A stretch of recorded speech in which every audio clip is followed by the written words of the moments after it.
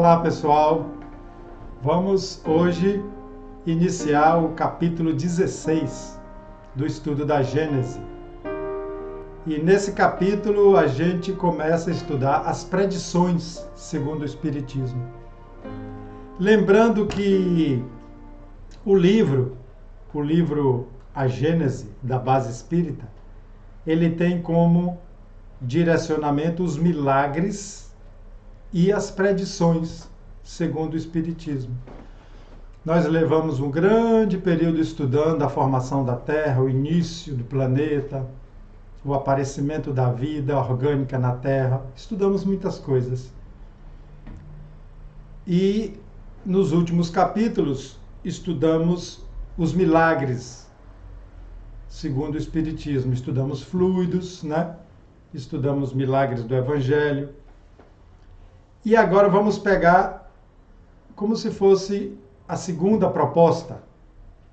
Estudamos milagres, entendemos que não há acontecimento fora da lei natural. E agora vamos estudar as predições, né? E as predições segundo o Espiritismo, assim como foi o estudo dos milagres, pegou 3 capítulos. 3 capítulos. E as predições também pegará 3 capítulos.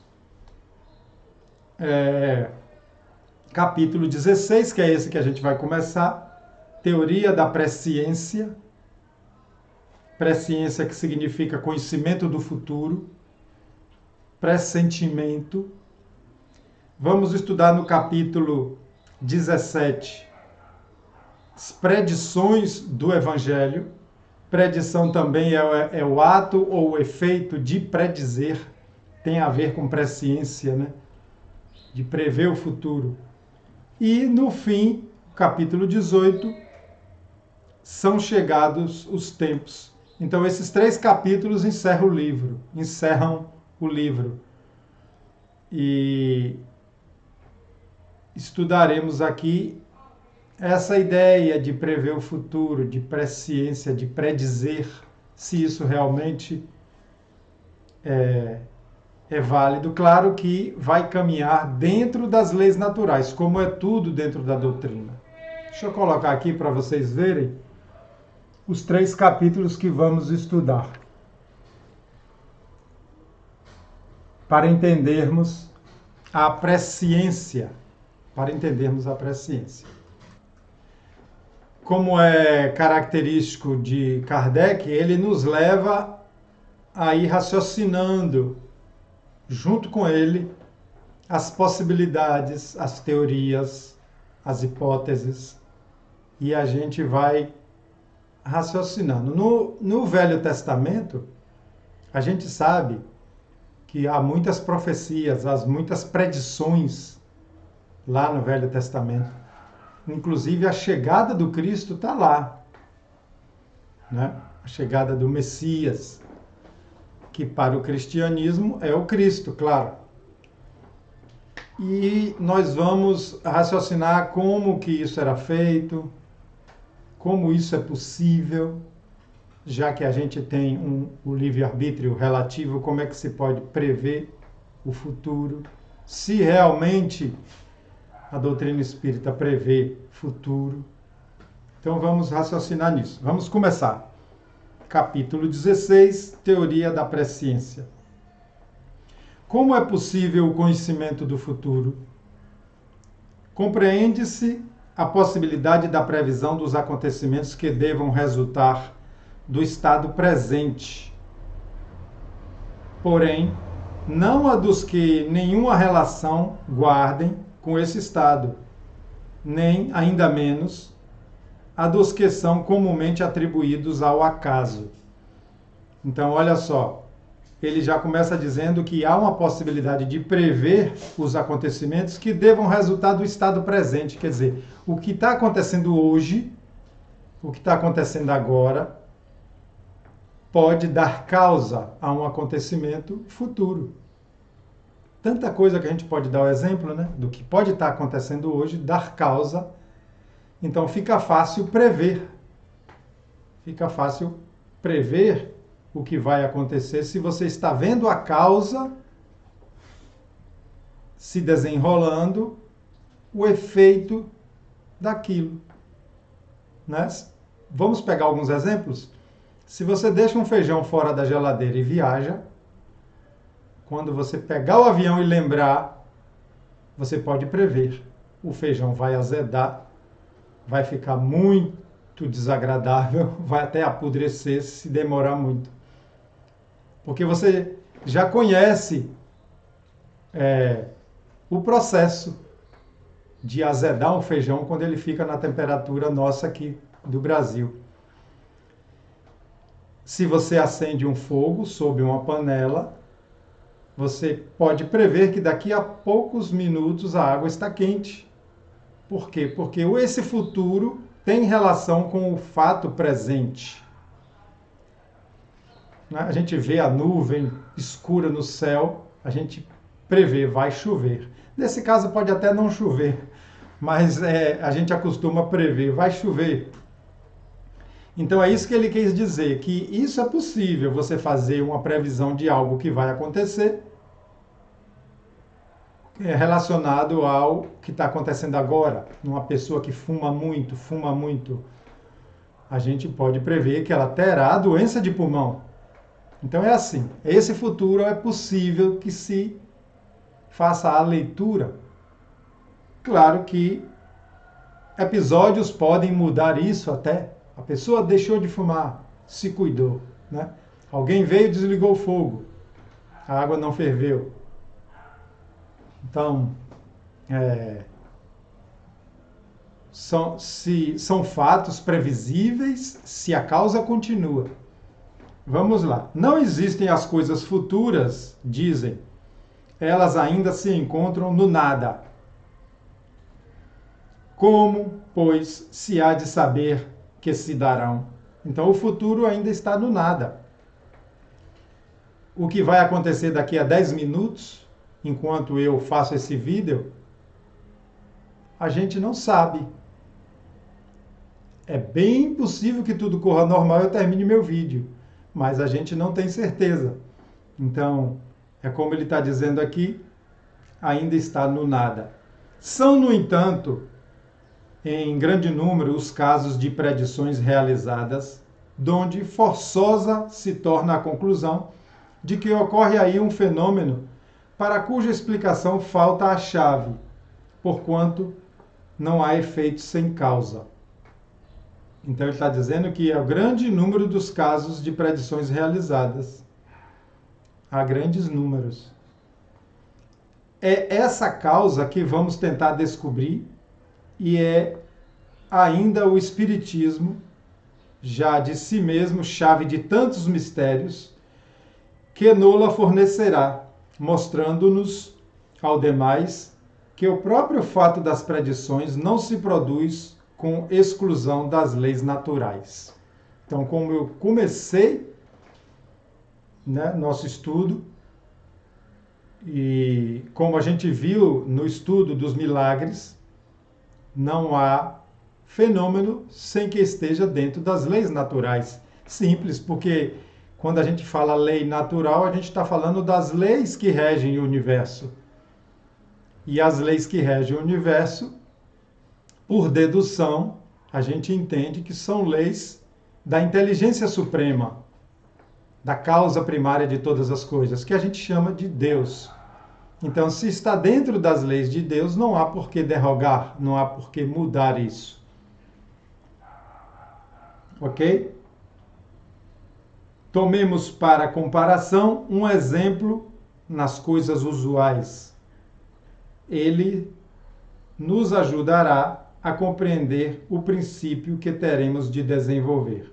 Ele fala, esse exemplo nos ajudará, tomando como exemplo as coisas usuais.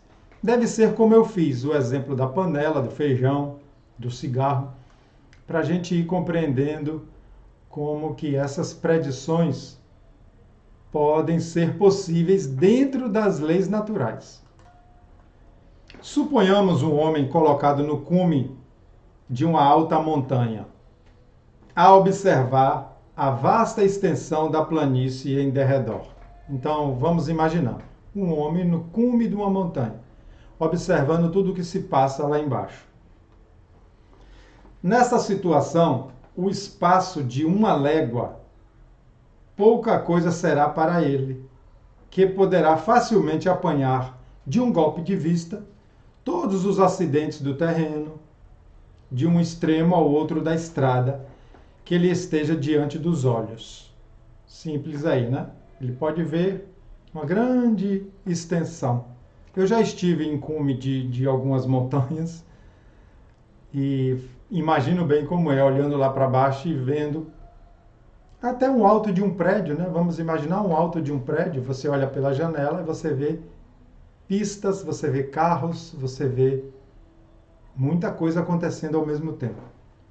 O viajor que pela primeira vez percorra essa estrada, sabe que, caminhando, chegará ao fim dela. Constitui isso uma simples previsão da consequência que terá a sua marcha. Então o viajor está ali, viajando na estrada, simplesmente por estar viajando, ele prevê que chegará ao fim dela. Entretanto, os acidentes do terreno, as subidas e descidas, os cursos de água que terá de transpor, os bosques que haja de atravessar, os precipícios em que poderá cair, as casas hospitaleiras onde lhe será possível repousar, os ladrões que o espreitem para roubá-lo, tudo isso independe da sua pessoa. Então, olha quanta coisa pode interferir na previsão desse viajor.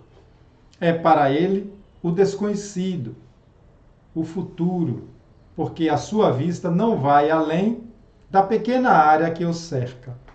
Então, se ele está ali viajando, a vista dele está naquela pequena área que o cerca, ele acredita que vai chegar até o fim da estrada, mas ele não consegue ver todas essas coisas que foram citadas. Os ladrões, os abismos, as hospedarias, ele não sabe o que ainda aguarda ele à frente. Quanto à duração, média pelo tempo que gasta em perlustrar o caminho. Perlustrar significa percorrer observando. Então, quanto à duração, ele pode medir por essa observação que ele vai fazendo do caminho. Tirai-lhes os pontos de referência e a duração desaparecerá. Para o homem que está em cima da montanha e que o acompanha com o olhar, tudo aquilo está presente. Entendeu? O homem que está de cima da montanha, se tem um perigo depois da curva, se tem uma ponte caída, se tem um animal feroz na estrada, o homem que está em cima da montanha vê tudo. Já o viajor não. Para ele tudo será uma surpresa. O homem que está com essa possibilidade de ver mais, de ver com maior amplidão, ele vai perceber o que aguarda aquele viajor, aquele viajante. Ele já sabe, olha, depois daquela curva ele vai se deparar com a ponte caída. Ele vai tentar atravessar a ponte, ele vai tentar atravessar o rio ou o penhasco de tal forma. Ele começa a prever, ele vê o animal feroz mais adiante. Então, ele começa a fazer o que a gente está estudando, uma previsão do futuro, uma predição do que está por vir. Suponhamos que esse homem desce do seu ponto de observação e, indo ao encontro do viajante, ele diz: em tal momento encontrarás tal coisa, serás atacado e socorrido. Estará predizendo o futuro, mas futuro para o viajante, não para ele, autor da previsão, pois que, para ele, esse futuro é presente. Então, ele estará fazendo uma predição para o viajante vai entender, nossa, ele está fazendo uma previsão do futuro. Para ele, não. Ele apenas está relatando o presente, porque ele já viu, ele já sabe. Então, raciocínio bom, né? Com metáforas que facilita o nosso entendimento. Então já começamos a entender como funciona. Mas estamos até agora vendo numa percepção material, numa percepção de encarnado. Vamos ainda ver isso com a percepção espiritual, que a gente sabe que é muito mais ampla, muito mais poderosa, muito mais cheias de possibilidades.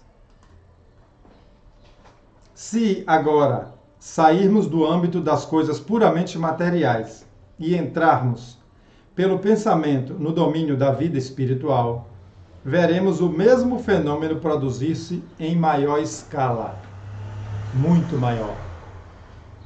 Os espíritos desmaterializados são como o homem da montanha. O espaço e a duração não existem para eles, mas a extensão e a penetração da vista são proporcionadas à depuração deles e à elevação que alcançaram na hierarquia espiritual. Então, quanto mais evoluído, vamos dizer assim, né, na sua condição de desenvolvimento do amor e da inteligência, que são as bases da evolução, no desenvolvimento do amor ao próximo e da compreensão das coisas, quanto mais evoluído nisso, mais desmaterializado é seu perispírito, maior possibilidade de fazer as coisas, de perceber as coisas, o espírito vai ganhando. E sempre quando eu falo em evolução, eu gosto sempre de frisar. Evolução é simplicidade, humildade e amor. Não é grandeza.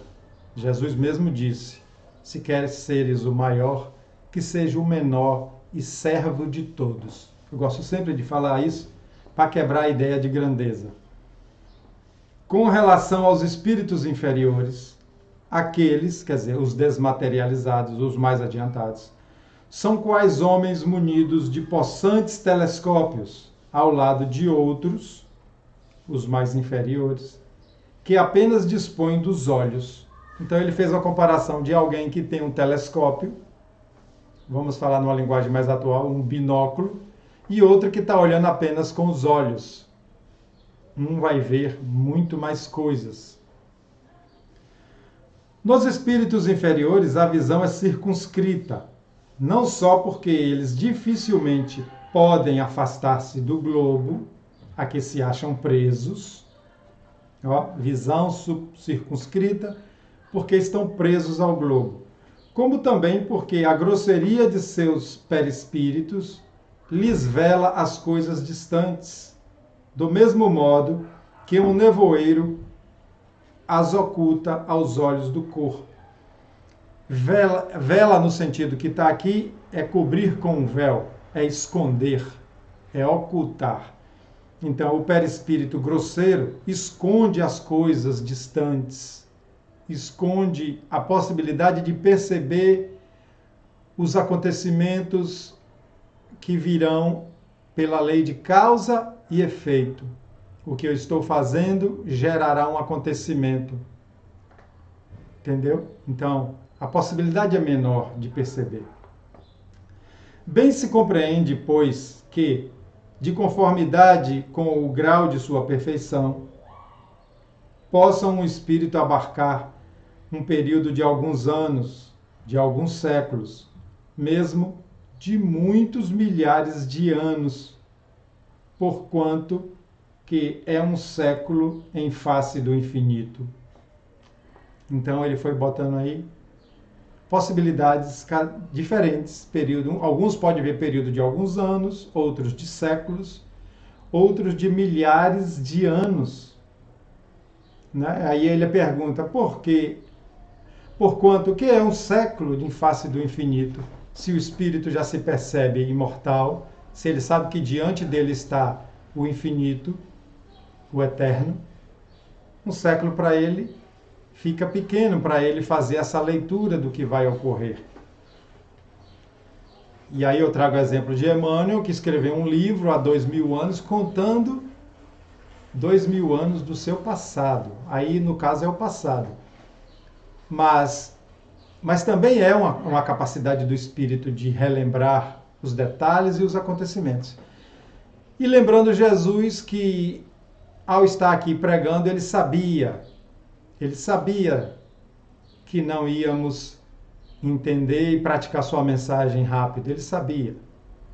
Ele sabia que a gente ia causar confusão, causar guerra, criar religiões para dividir as pessoas. Ele sabia de tudo isso. E eu acho que é por isso que ele disse aquela frase: eu não vim trazer a paz, mas a espada. Então ele não disse que ele veio fazer guerra. Ele disse que a mensagem dele ia causar todo esse rebuliço na humanidade. E por quê? Porque ele tinha essa capacidade de ler os séculos que viriam. Eu gosto sempre de dizer assim: prenda um gato e um rato num quarto por 1, 2 dias. É claro que o gato vai sentir fome e vai pegar o rato, porque é da natureza. Não venha para cá me dizer que se o rato for grandão e o gato for pequeno. Estou falando nas condições normais. Diante dele, os acontecimentos não se desenrolam sucessivamente como os incidentes da estrada diante do viajor. Ele vê simultaneamente o começo e o fim do período.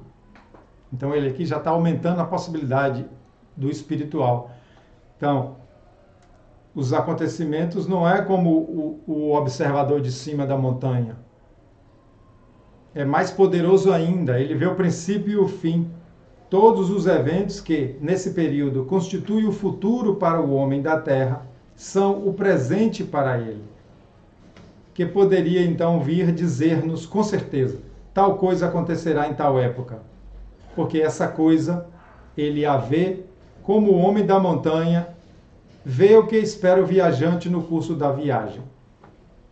Então, gente, a gente explica acompanhando aqui o raciocínio, mas o raciocínio central é saber observar a lei de causa e efeito. Saber perceber, ter essa possibilidade de perceber as milhares de causas que estão sendo disparadas e o que essas causas levarão a tais efeitos, que são os acontecimentos futuros. Se assim não procede,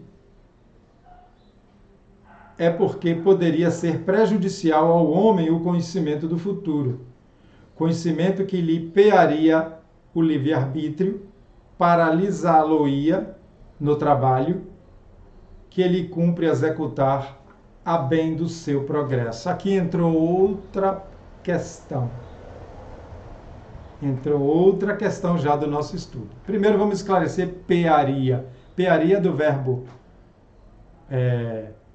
peiar, amarrar com peia, né? Embaraçaria, impediria o livre-arbítrio. Então existe um motivo para que os espíritos saibam dos acontecimentos e não fale nada. E não fale nada. Porque isso atrapalharia o livre-arbítrio de uma comunidade, de uma humanidade, de um planeta, ou de um grupo, ou de uma pessoa. Atrapalharia o seu progresso, atrapalharia o que se cumpre e acontecer. Então, existe esse motivo para que os espíritos não revelem tudo que sabem.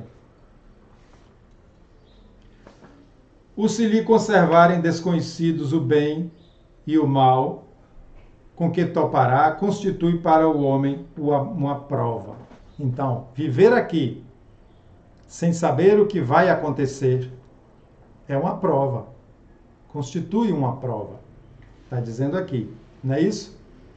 Então, por isso é o motivo dos espíritos não revelarem tudo. E aqui eu vou abrir um parêntese. Por isso que nós espíritas temos que aprender a avaliar muitas supostas comunicações, psicografias, psicofonias de espíritos que vêm revelar muita coisa, causar muito terror, causar muito abalo emocional com revelações. A gente tem que perceber logo que aí existe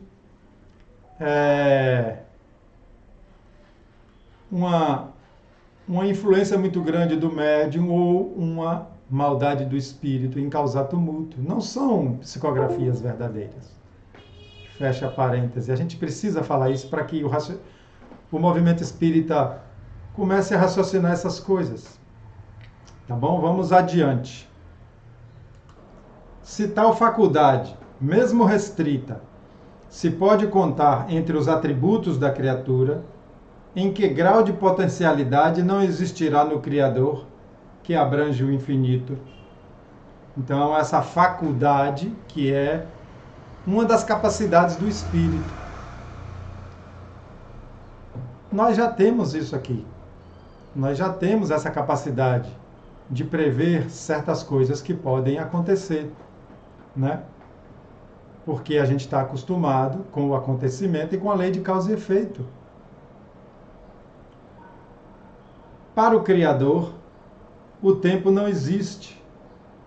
O princípio e o fim dos mundos lhe são presentes.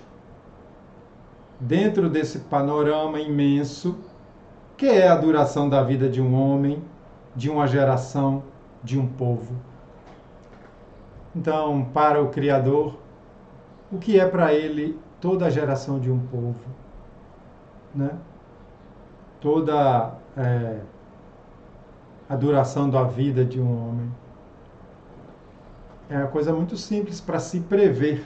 É isso que ele quer colocar. E vamos aqui raciocinar com os espíritos puros, como Jesus. Os espíritos que trabalham para o universo, que trabalham para Deus, vamos chamar assim. A capacidade que eles têm de tomar decisões, de resolver as coisas, de direcionar as coisas, fazendo sempre essa leitura. Voltando para o nosso mundo material encarnado, a ciência trabalha assim. Tudo que a ciência faz é porque o homem, estudando, passou a conhecer as leis naturais da vida material e faz uma relação de causa e efeito. Então, quando alguém idealizou o avião a jato, foi imaginando uma relação de causa e efeito, de uma força propulsora de um jato. Ele já sabia o estudo das forças físicas que ali influenciavam e imaginou que, ao fazer isso, o avião subiria. Lei de causa e efeito. E tudo na vida. Dos pequenos motores de um liquidificador, do funcionamento de um remédio. Os biólogos estudam o efeito que vai ter aquela química na química do corpo. Causa e efeito. Sempre assim. Sabendo a causa e o efeito. É assim que o homem desenvolve sua inteligência e desenvolve a ciência. Prevê por que uma coisa aconteceu, se estuda uma doença, um vírus. Ali está o efeito, que é causa de outra coisa mais adiante, né? Ali está o efeito, a doença. E aí vai se estudando a causa daquilo para se possibilitar bloquear a causa e não ter mais o efeito da doença. Ciência. É o que a gente está vendo aqui, só que a gente está vendo numa percepção espiritual, numa coisa bem ampla. Certo? Então, vamos deixar por aqui. Vamos deixar por aqui para o vídeo não ficar muito grande. E vamos depois continuar com a teoria da presciência. Um abraço. Pode deixar seus comentários aí, dúvidas, acrescentar coisas para que eu também aprenda. Bom, um grande abraço a todos. Até o próximo.